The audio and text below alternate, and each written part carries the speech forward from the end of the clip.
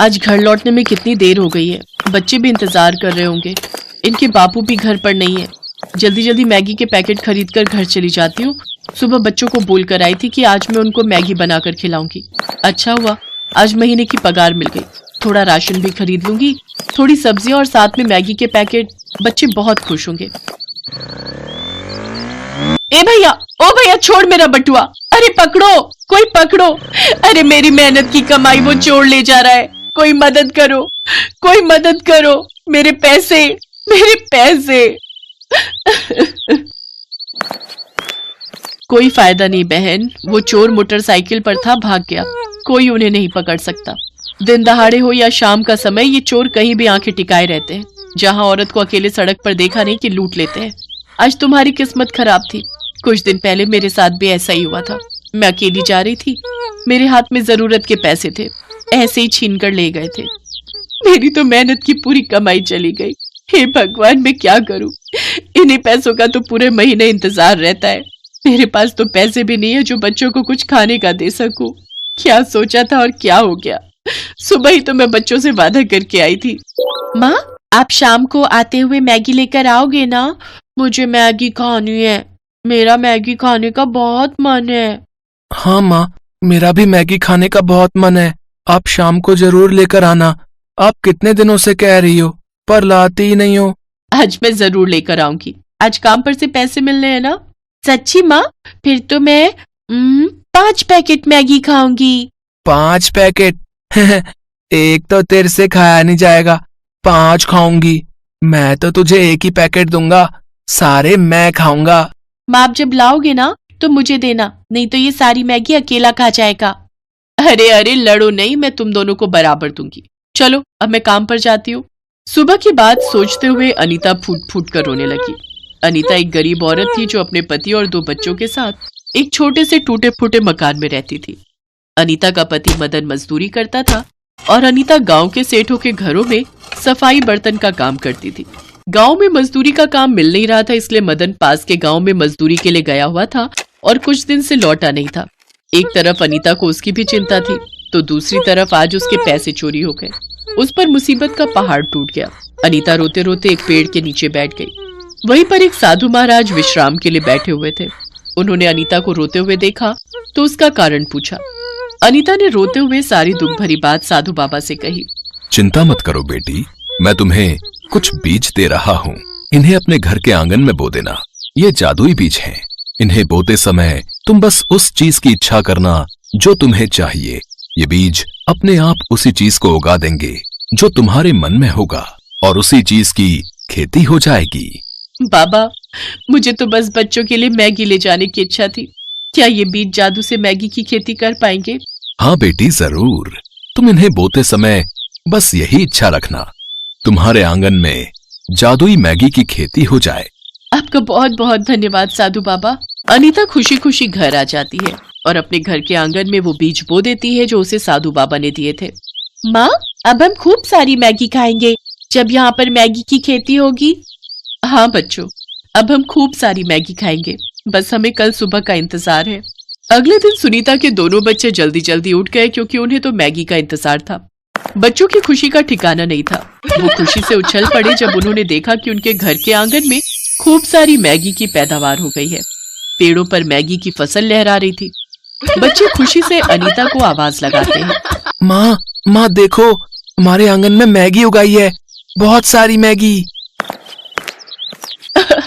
हाँ, ये तो सचमुच जादू है।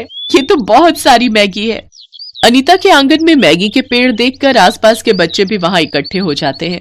अनीता उन सभी बच्चों को मैगी बांट देती है। ये लो बच्चों, तुम भी लो, तुम भी अपने घर जाकर मैगी खाना। मेरे पास बहुत सारी मैगी है। अनीता जब गांव के बच्चों को मैगी बांटती है तो ये बात गांव के कुछ दुकानदारों को खटकने लगती है, क्योंकि वो तो अपनी दुकान पर मैगी बेचते थे। पर जब बच्चों को मुफ्त में मैगी मिलने लगी तो बच्चों ने उन दुकानदारों से मैगी खरीदनी बंद कर दी। ये बात गांव के दुकानदारों को पसंद नहीं आई और उन सब ने मिलकर एक योजना बनाई। सरजू भाई, हमें कुछ करना होगा। ये अनीता और उसका पति तो मैगी का बड़ा व्यापार खोलेंगे, फिर हमारी कमाई नहीं होगी। बच्चे तो हमारी दुकान से ही मैगी खरीद कर खाते हैं। अब बच्चों की पसंद की चीज मैगी अगर ये मुफ्त में बांटने लगे तो हमारी कमाई कैसे होगी भैया? कुछ सोचो, जल्दी सोचो। मेरे पास एक उपाय है। हम सब मिलकर जो है इसकी सारी फसल को बर्बाद कर देंगे, जला देंगे बस। उसके बाद इसके आंगन में कोई मैगी नहीं होगी। तो एक काम करते हैं, आज रात ही इस काम को अंजाम दे देते हैं। सभी दुकानदार मिलकर अनीता के घर और मैगी की खेती को आग लगाने के बारे में योजना बनाते हैं। उसी रात मदन भी वापस आ गया था। उसे जब ये बात पता चलती है तो वो भी बहुत खुश होता है। अनीता, मैं सोच रहा था कि हम मैगी का व्यापार शुरू करें। हम गरीब बच्चों को तो बांटेंगे ही, साथ ही इस मैगी को शहर में बेचकर हम कमाई भी कर सकते हैं, ताकि हम गांव में उन पैसों से अनाथ आश्रम, वृद्धाश्रम और गरीबों के रहने के लिए घर बनवा सकें, ताकि इस गांव की गरीबी दूर हो जाए। हाँ, ये तुम बहुत सही कह रहे हो। हम गांव में स्कूल भी बनवाएंगे, ताकि हमारे बच्चों के साथ साथ गांव के सभी गरीब परिवारों के बच्चे पढ़ लिख कर खूब बड़े आदमी बने, खूब अच्छी नौकरी लगे। हमें बहुत कुछ करना है जी। मदन और अनीता आने वाली भविष्य की योजनाओं पर बात करते हैं। जब आधी रात को सब गहरी नींद में थे, तब सभी दुकानदार आग लगाने के लिए वहां पहुंचते हैं, पर वो चौंक जाते हैं। वहां पर तो कोई मैगी की खेती ही नहीं थी, केवल जमीन ही थी, वो भी खाली जमीन। मैगी के पेड़ गायब थे।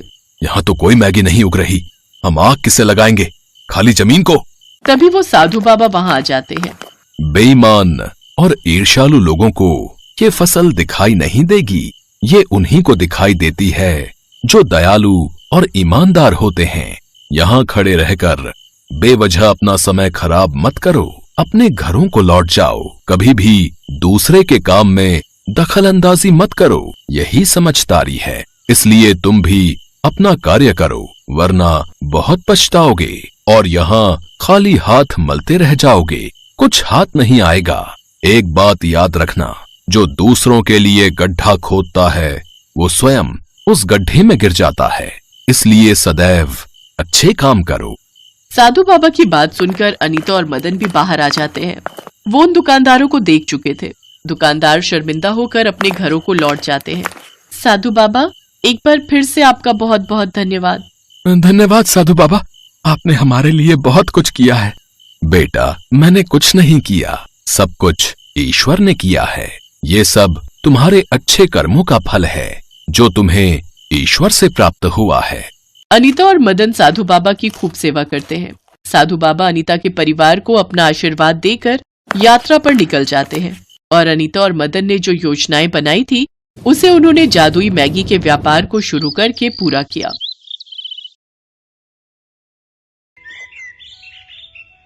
ये कहानी है मीरा की, जो माता रानी की परम भक्त थी। बचपन से ही उसका कोई भी दिन माता रानी की पूजा के बिना शुरू नहीं होता था, और अब शादी के बाद भी चाहे उसकी दुनिया पूरी तरह बदल गई थी, लेकिन माता रानी के प्रति उसकी श्रद्धा में कोई बदलाव नहीं आया था।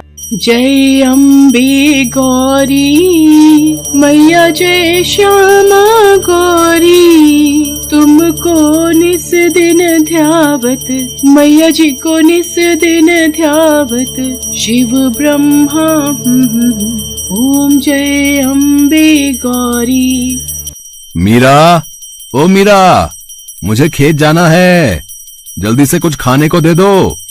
मीरा ने माता रानी की आरती को छोड़कर अपने पति की बात का कोई जवाब नहीं दिया। तभी उसके दोनों बच्चे पिंकी और मोनू वहां आ गए और अपने पिता कन्हैया से बोले, बाबा, स्कूल जाना है, अगर देर हुई तो मास्टर जी बहुत डांटेंगे। आप माँ को बोलो ना हम दोनों के लिए खाने का डब्बा देने को।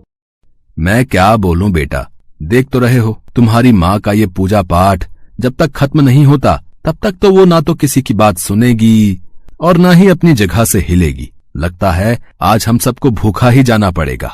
इतना कहकर कन्हैया दोनों बच्चों के साथ घर से बाहर जाने लगा, लेकिन उससे पहले ही मीरा ने आवाज दी, अरे रुक जाओ जी, इतना भड़कने से पहले जरा अंदर कमरे में जाकर देख तो लेते, खाना बनाकर कब का रख दिया है मैंने।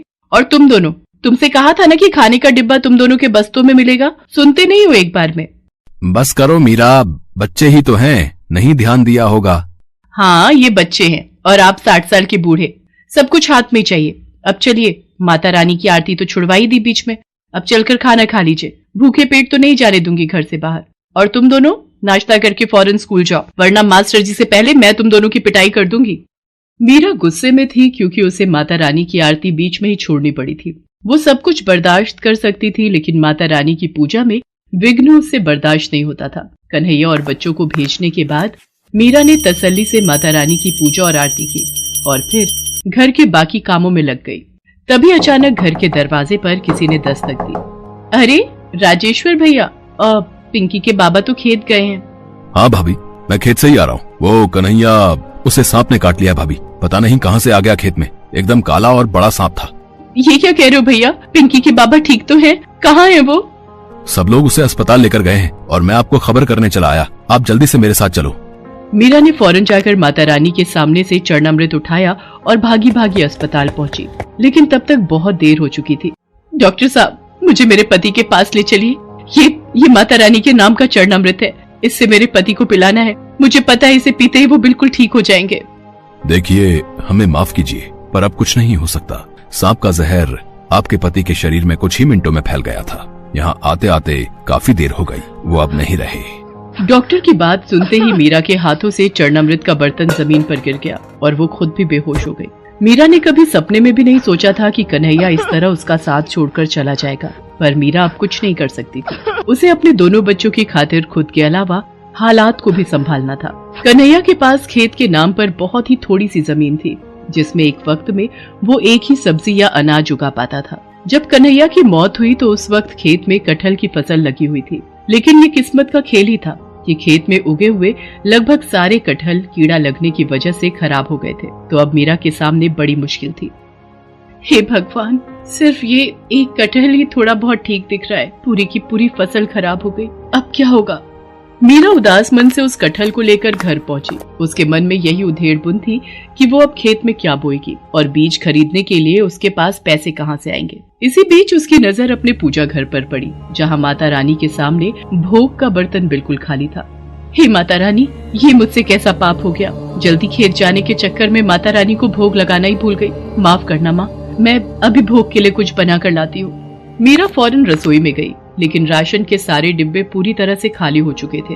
कन्हैया के जाने के बाद से ही हालात खराब होते चले गए। घर का सारा राशन खत्म हो चुका था, तो अब ना तो मीरा और उसके बच्चों के लिए कुछ खाने को था और ना ही माता रानी का भोग बनाने के लिए, सिवाय उस एक कटहल के जो मीरा अपने खेत से लेकर आई थी। हे माता रानी, मुझे भागन को माफ करना। सिवाय इस एक कटहल के मेरे पास और कुछ भी नहीं है जिससे मैं आपको भोग लगा सकूं। मुझ गरीब पर दया करो माँ और इस भोग को स्वीकार करो। मीरा ने रोते हुए उस कटहल को माता रानी के सामने रख दिया और फिर पूरी श्रद्धा के साथ माता रानी की पूजा की। दोनों बच्चे भी उसके साथ माता रानी के सामने हाथ जोड़े बैठे रहे। फिर माता रानी की आरती के बाद, माँ अब तो आरती हो गई ना, मुझे माता रानी का प्रसाद दो ना जल्दी से, बहुत भूख लगी है, सुबह से कुछ भी नहीं खाया। नन्हे से मोनू की बात सुनकर मीरा को और भी रोना आ गया। उसे समझ नहीं आ रहा था कि आखिर वो उस कच्चे कटहल को बिना पकाए अपने बच्चों को कैसे खिलाए, लेकिन फिर भी उसने कटहल को माथे से लगाया और उसे काटने लगी। हे माता रानी, काश ये कटहल थोड़ा बहुत पक गया हो ताकि मेरे बच्चे कुछ तो खा सके। इसी उम्मीद के साथ मीरा ने पूरा कटहल काट दिया और ऐसा करते ही उसकी आंखें चमक उठी। हालांकि वो कटहल खाने लायक तो नहीं था, लेकिन फिर भी उसके अंदर कुछ ऐसा था जो बहुत ही अनोखा था। माँ, इस कटहल के बीज इतने क्यों चमक रहे हैं? क्योंकि ये बीज सोने के हैं पिंकी, ये जरूर माता रानी का चमत्कार है। मीरा ने माता रानी के सामने सिर झुकाया और फिर तुरंत ही उस कटहल से सारे बीज बाहर निकाल लिए। वो सारे के सारे बीज खालिस सोने के थे। मीरा ने उनमें से एक बीज गांव के सुनार के पास जाकर बेच दिया। उस बीज के बदले मीरा को काफी सारे पैसे मिल गए, जिससे सबसे पहले मीरा ने बच्चों को पेट भर खाना खिलाया और फिर घर के लिए काफी सारा राशन भी खरीद लिया। माँ, माता रानी ने सब ठीक कर दिया ना? अब तो हमारे पास इतने सारे सोने के बीज हैं, तो हमें कभी कोई परेशानी नहीं होगी। अब तो हम बिना कुछ किए ही हमेशा खाना खा सकते हैं, है ना? नहीं बेटा, भले ही माता रानी का आशीर्वाद हमारे साथ है, पर हमें मेहनत का साथ नहीं छोड़ना चाहिए।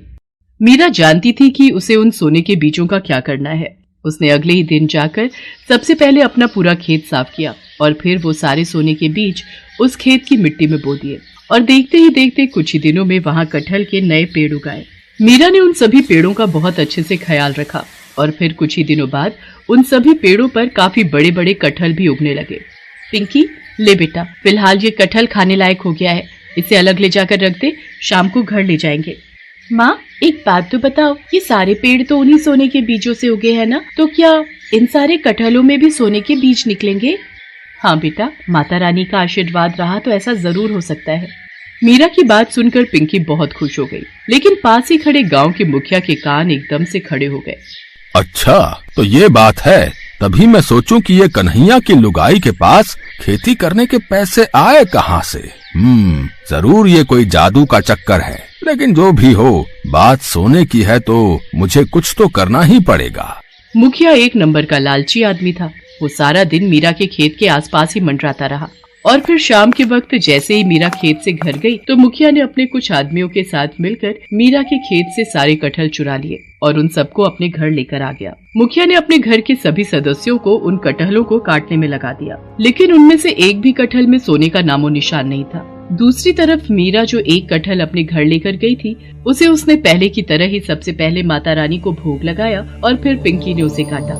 माँ देखो देखो माँ, इस कटहल में भी सोने के बीज है। पिंकी की बात एकदम सही थी। एक ही खेत से निकले कटहलों में आया ये अंतर कुछ और नहीं बल्कि इंसान की अलग अलग फितरत का नतीजा था। मुखिया लालची था, उसे किसी तरह बस सोना चाहिए था, इसीलिए उसे कुछ नहीं मिला। जबकि मीरा मेहनती होने के साथ साथ माता रानी की भक्त भी थी, जिसका फल उसे ऐसे ही कटहलों के रूप में आगे भी मिलता रहा। हेलो दोस्तों, कैसे हैं आप सब? हमारी कहानियाँ देखने के लिए हमारे चैनल को सब्सक्राइब कीजिए और हाँ, बेल आइकॉन पर क्लिक करना मत भूलिएगा।